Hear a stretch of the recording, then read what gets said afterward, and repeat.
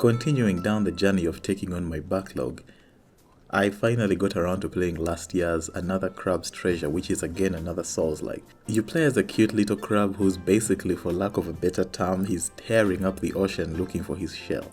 It's initially stolen by a shady shark figure.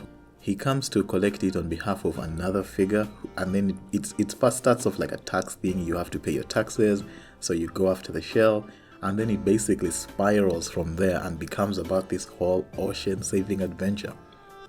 This is another Souls-like that surprised me because it has a really straightforward and interesting story. Playing these games is actually getting me to want to make a video about the things I don't like about most modern Souls-like games. One of those main things I already mentioned in my previous video about the losing your XP when you die. The other one is these weird the obtuse indirect stories, the ones where you have to sort of piece together the story little by little. I know that it's an interesting way to tell stories, but let's be honest, I don't think 95% of us are able to do that. We only get to know the story once we get out of the game, go to, Vaditya or Ginji or one of those other content creators, and then they tell us the story. I'll be honest, I'm not a fan. I've been enjoying these types of stories more, whereby the entire story is very straightforward. You meet multiple characters throughout this game who are alive, by the way. It's not just like you're not just roaming some apocalypse. There's many characters who are alive. You talk to them as you go through the game, you move throughout the whole story with them, and your relationships with them develop as a unit as the story goes along. I genuinely, truly enjoyed this game's story. Now, that aside, let's talk combat. It's the standard Souls-like stuff. You read abilities as they come, you dodge them, or you parry if you're good enough at that. This game's gimmick, what makes it different from other Souls-like games, is that you do not get attached to your defensive gear. The studio took liberties with the idea that you're playing a crab, and so you can sort of pick up trash as you go along and then use that trash as your shell. So that shell determines your defensive gear. The thing is that all shells have a limited amount of durability, either by taking damage or by simply swapping it out for another one. You have to consistently adapt to various other materials that you find around. To make them more interesting, each of those shells has its own unique ability that it always has. Many of the abilities are shared across various shells, but there are a few that have something unique to themselves. And the shells also have different weight classes, your light, heavy, and medium, which will determine how your dodge roll works and how easily you can get out of enemy attacks, because this game does not have stamina. So the limitation to your ability to dodge is simply how heavy the current shell you're using is. Heavier shells will of course take more damage and deflect more damage, but absorb more damage before they break. And there are of course many upgrades as you go along that you can use to sort of expand on these features. There is one I really liked whereby once per rest, meaning once per checkpoint use, you can replenish your current shell. In other words, if your shell gets destroyed, it regenerates and then you can use it a second time. So you basically get two uses of each of the shells has a health bar.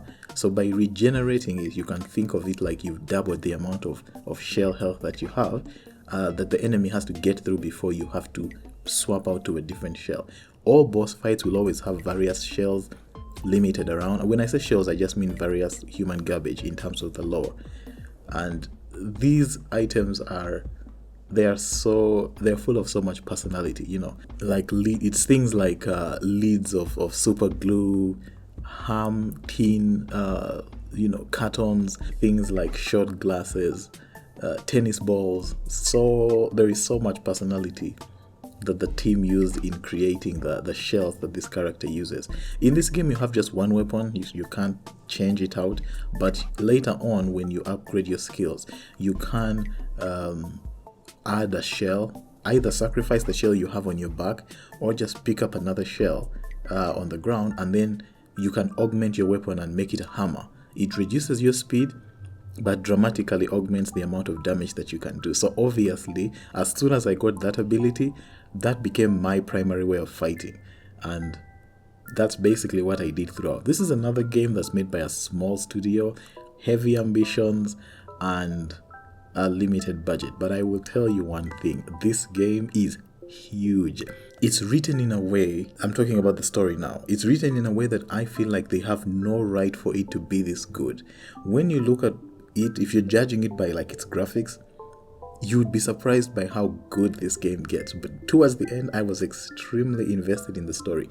This is one of the few stories, Steel Rising had this as well, in Souls-like games, where the main character is extremely invested in the events that are happening. When compared with many of the other Souls-like games, the main character tends to be like a silent protagonist. They don't really comment on anything that's going on. You kind of just walk around, NPCs talk at you, you never respond, and you sort of just go along with everything that's happening. In this game, that's not the case. Your character is very, very invested in the events, and it plays out more like a very traditional story.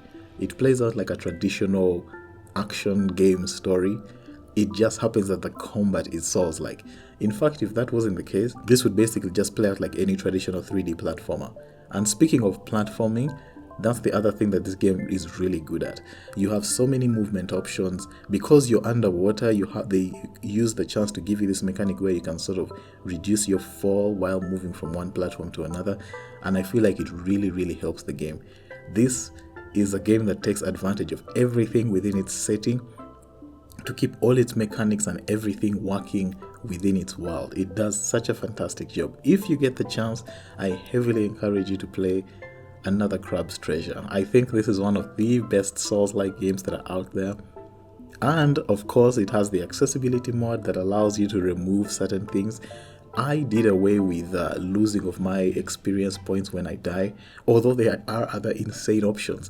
There is this option called giving you a gun. I haven't tried it yet, but apparently the gun has the ability to one-shot basically all enemies in the game.